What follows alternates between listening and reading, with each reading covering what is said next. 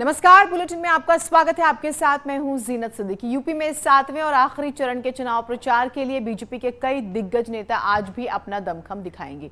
PM Modi, केंद्रीय गृह मंत्री अमित शाह और सीएम योगी समेत कई बड़े नेताओं की आज जनसभा होगी। हम तस्वीरों के जरिए भी आपको दिखा रहे हैं। मिशन पूर्वांचल को और ज्यादा धार देने के लिए पीएम मोदी सोनभद्र और गाजीपुर में जनसभा को संबोधित करेंगे। इसके अलावा अमित शाह चंदौली, जौनपुर और आजमगढ़ में रैली करेंगे। सीएम योगी मऊ और आजमगढ़ में जनसभा को संबोधित करेंगे।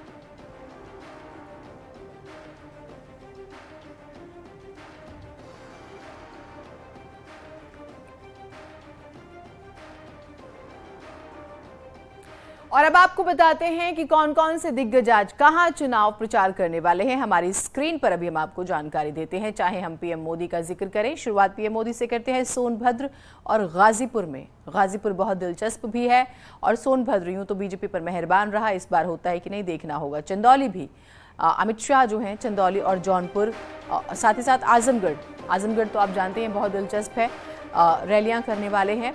7वें चरण में यहां पर चुनाव होना है। जेपी नड्डा वाराणसी में 2 बैठकों को संबोधित करेंगे। उसके अलावा मुख्यमंत्री योगी आदित्यनाथ भी आज मऊ और आजमगढ़ में जनसभाएं करेंगे। वैसे मऊ में जब या गाजीपुर में कार्यक्रम होगा तो माफियाओं को लेकर क्या कहा जाता है, उस पर खास नजर रहेगी। मिर्जापुर और चंदौली में राजनाथ सिंह की भी जनसभा होनी, यानी कि बीजेपी की पूरी एक टीम है। सेंट्रल कैबिनेट की बात करें, सेंट्रल के बड़े लीडर्स का जिक्र करें, या फिर स्टेट कैबिनेट में देखिए केशव प्रसाद मौर्य सोनभद्र और भदोही में जनसभा वो करने वाले हैं, चुनाव प्रचार करेंगे। उसके अलावा स्वतंत्र देव सिंह मिर्जापुर, चंदौली और गाजीपुर में इनकी भी रैली होनी है। उसके अलावा फिर विपक्ष की बात करते हैं। अभी तक सत्ता पक्ष के 7 बड़े नेता हमने आपको दिखाया। अखिलेश यादव जौनपुर में आज वो जनसभा करने वाले हैं। समाजवादी पार्टी के स्टार प्रचारक प्रियंका गांधी आजमगढ़ में चुनावी रैली करेंगी कांग्रेस की। और उसके बाद बीएसपी की तरफ से सतीश चंद्र मिश्रा की आज आजमगढ़ में एक जनसभा होनी है। फिर ओवैसी जो हैं, एआईएमआईएम के अध्यक्ष असदुद्दीन ओवैसी, वो भदोही में चुनावी सभा को संबोधित करने वाले हैं। और इसी बीच एक बड़ी खबर आ रही है कि यूपी विधानसभा चुनाव में पार्टी को जीत दिलाने के लिए पीएम मोदी यूपी में ताबड़तोड़ प्रचार कर रहे हैं। और इसी क्रम में पीएम मोदी मिशन पूर्वांचल को और धार और रफ्तार देने के लिए 2 जिलों के दौरे पर आ रहे हैं। हमने अभी आपको जानकारी दी। पीएम मोदी आज सोनभद्र और गाजीपुर में जनसभा को संबोधित करेंगे।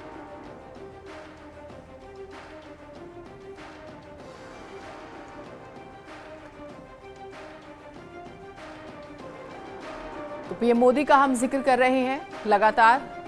आज वो 2 जगहों पर रैली करने वाले हैं। गाजीपुर का हमने जिक्र किया और फिर सोनभद्र का भी। तो यहां से क्या कहते हैं ये बहुत महत्वपूर्ण होगा।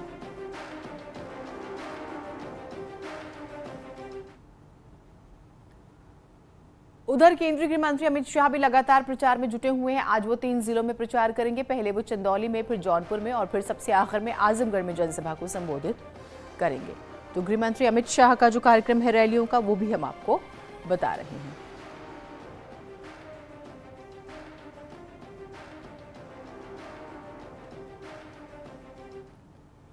विधानसभा चुनाव में कामयाबी का परचम लहराने के लिए सीएम योगी ताबड़तोड़ रैलियां कर रहे हैं। इसी क्रम में सीएम योगी आज 2 जिलों के दौरे पर रहेंगे।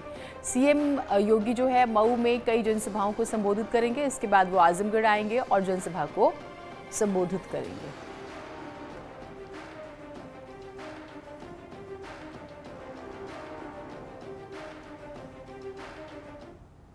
बीजेपी के राष्ट्रीय अध्यक्ष जेपी नड्डा भी काशी में हैं। वाराणसी में आज नड्डा शाम को 2 बैठकों में शामिल होंगे। पहले वो उद्यमियों को संबोधित करेंगे और उसके बाद प्रबुद्ध समाज को भी संबोधित करेंगे। तो ये बीजेपी के तमाम नेताओं का हम जिक्र कर रहे हैं। प्रधानमंत्री की बात करें, गृह मंत्री की बात करें, मुख्यमंत्री की बात करें या फिर राष्ट्रीय अध्यक्ष जेपी नड्डा की बात करें, सभी के कई कार्यक्रम हैं अलग अलग जगहों पर।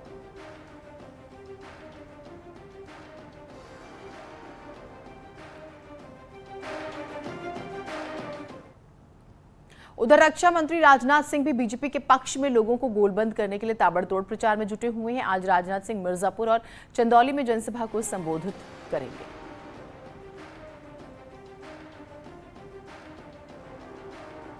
तो लगातार हम आपको जानकारी दे रहे हैं। बीजेपी के लगभग सभी बड़े नेता जो हैं उत्तर प्रदेश में डेरा डाले हुए हैं, पूर्वांचल में, और प्रचार प्रसार में जुटे हुए हैं पार्टी के।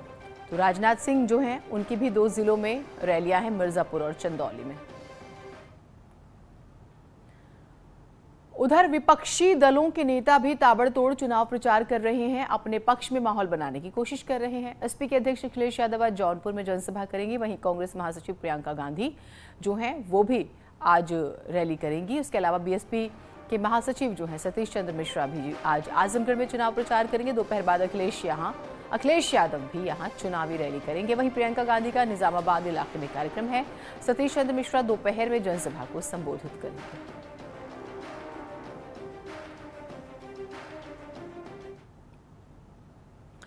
कुशीनगर की फाजिल नगर विधानसभा में एसपी नेता स्वामी प्रसाद मौर्य के काफिले पर हमला हुआ।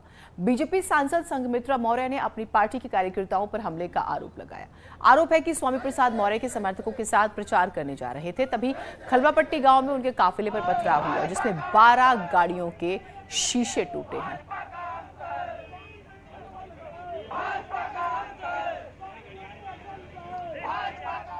हमला हुआ है, ये पिताजी नहीं कह रहे हैं, ये सड़क पर दिखाई दे रहा है। गाड़ियां किस तरह तोड़ी गई हैं, लोगों के सर से किस तरह खून बह रहा है, लोगों के पैर किस तरह टूटे हैं, इवन हमारे पिताजी को चोट किस तरह आई है। वो भारतीय जनता पार्टी जो शांति का और दंगा मुक्त प्रदेश की बात करता है, आज उसी के प्रत्याशी ने हमारे पिता पर हमला किया है। समाजवादी पार्टी का रोड शो हो रहा था, चुनावी रोड शो हो रहा था, जिसमें एक सुनियोजित साजिश के तहत भारतीय जनता पार्टी के लोग लाठी डंडा हथियार और पत्थर के गिट्टी से व्यवस्थित होकर के सामूहिक रूप से हमला बोले, जिसमें मेरी गाड़ी भी बुरी तरह से टूट गई है। मेरे ड्राइवर का कान फट के थोड़ा उसका टुकड़ा निकल गया है। सैकड़ों गाड़ियां तोड़ दी गई हैं और साथ ही साथ सैकड़ों कार्यकर्ताओं को बुरी तरीके से दौड़ा के मारा है। चूंकि मैं दूसरी गाड़ी में बैठा था आज, इसलिए मेरी गाड़ी जिस गाड़ी में बैठा तो आगे निकल गई। और इस मामले को लेकर समाजवादी पार्टी के अध्यक्ष अखिलेश यादव ने ट्वीट किया। अखिलेश यादव ने लिखा है, स्वामी प्रसाद मौर्य पर हुआ हमला हारते हुए लोगों की अति निंदनीय हरकत है। यह हमला सपा गठबंधन के हर दल के कार्यकर्ताओं और उनके नेताओं के ऊपर किए गए हमले के समान है। सब मिलकर इसका जवाब बाकी 2 चरणों में भाजपा को 0 करके देंगे। इस सरकार से किसी कार्रवाई की अपेक्षा ही बेईमानी है।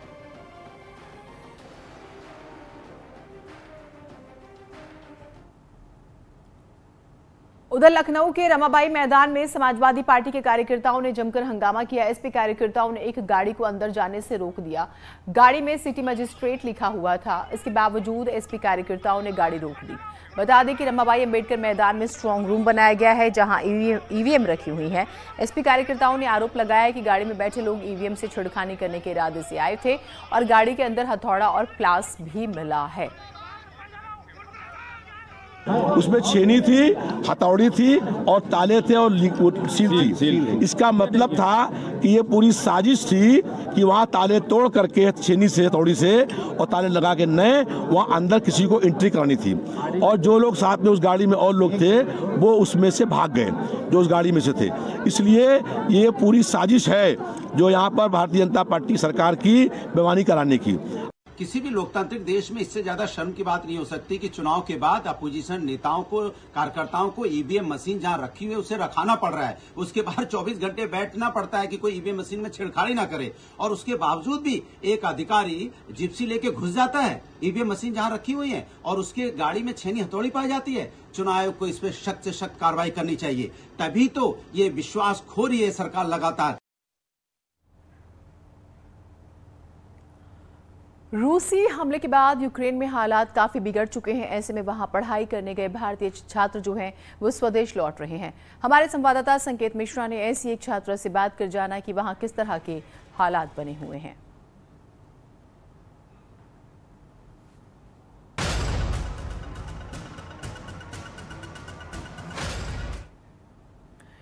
तो आज 7वां दिन है रूस यूक्रेन के बीच में जो जंग चल रही है, और उसके बाद इवैक्यूएट करना वहाँ पर जो भारतीय स्टूडेंट्स हैं स्पेशली, उनको अपने आप में एक बहुत बड़ा चैलेंज है।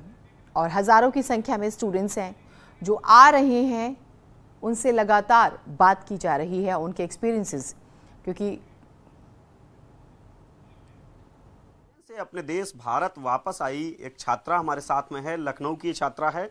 आपका क्या नाम है और क्या कुछ वहां पर गुजरा जितने दिन आप वहां पर रहे? जी, मेरा नाम आकांक्षा है। मेरा सिटी है विनित्सा, यूक्रेन में। वहाँ पर तो ऐसा कोई सिचुएशन नहीं था ख़राब, बट और सिटीज़ में काफ़ी ज़्यादा ख़राब था, जैसे कि कीव, खारकीव, ये सब सिटीज़ जो रशिया से लग के हैं, इसमें ख़राब था। कीव कैपिटल सिटी है तो वहाँ पे ज़्यादा ख़राब हो गया था। हमारी सिटी है यूरोपियन साइड पे, तो उधर पे सिचुएशन सही था। अच्छा, वहाँ पे जब आप थे तो कब आपको पता चला कि यहाँ के हालात ख़राब हो रहे हैं? फिर कितना समय आपने उन हालात में गुजारा वहाँ पे? एक्चुअली हमें पता चला था 23 के शाम में कि सच में ऐसा कुछ है, रशिया विल इन्वेड कीव, और ऐसा सब पता चला। उससे पहले तक हमें कुछ भी नहीं पता था, बस घर से पेरेंट्स कॉल करते थे, बोलते थे कि न्यूज़ में ये सब आ रहा है, तो हमें लगता था कि ये सब ऐसे ही चल रहा है। बट जब 23 को आया तब हमें पता चला कि सब सीरियस है, और 24 को उधर से एयरपोर्ट पे पूरा उन्होंने इन्वेट कर लिया और जितने भी इंडियन स्टूडेंट्स थे उनको निकाल दिया था प्लेन से। तो तब हमें लगा कि हाँ, हालत सीरियस है। जी। अच्छा, फिर उस दौरान जब आपको लगा कि हालत वहाँ की गड़बड़ है, उसके बाद आपने क्या किया? क्या किया वहाँ से निकलने की, कैसे कोशिश की और कैसे यहाँ तक पहुँचे? पहले तो हम सोच रहे थे कि हालत उतनी ख़राब नहीं है, बट फिर हमने सोचा कि क्या पता यहाँ पे हालत ख़राब हो जाए या और भी चीज़ें हो सकती हैं। तो हमने सोचा कि हम निकलते हैं। तो पहले हमने ट्रेन की कोशिश की थी, बट बॉर्डर क्लोज होने की वजह से ट्रेन बंद थी।